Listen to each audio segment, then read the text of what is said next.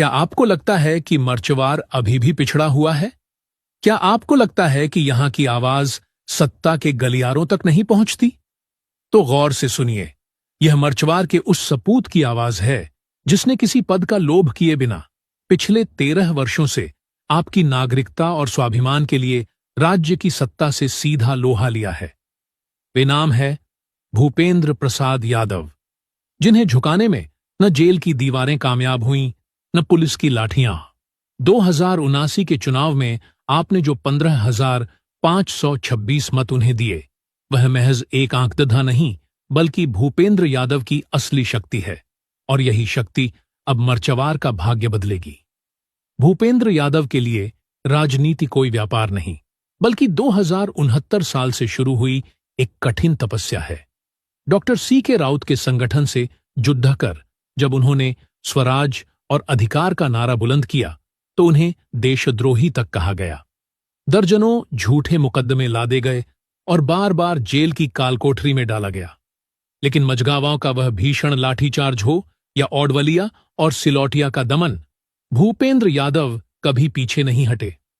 मर्चवार के 49 निर्दोष समर्थकों पर जब प्रशासन ने मुकदमा चलाया, तो उनके न्याय के लिए जेल के भीतर आमरण अनशन पर बैठने का साहस इसी नेता ने दिखाया था।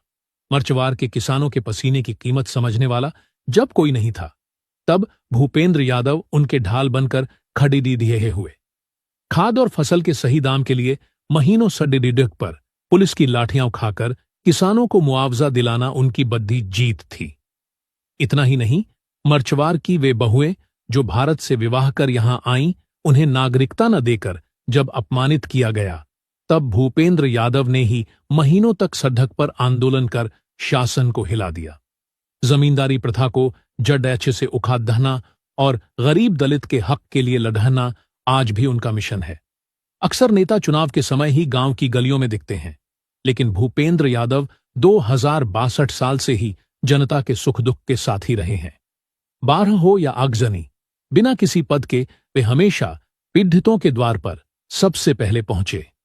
मर्चवार के 31 स्कूलों में नशा मुक्ति अभियान चलाना और महिला सशक्तिकरण के लिए काम करना उनकी दूरदर्शिता का प्रमाण है।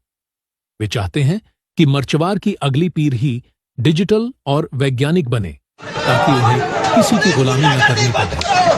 आज मर्चवार में गुंडाराज, बिचौलियों और भ्रष्टाचार की जो दीवार समय आ गया है।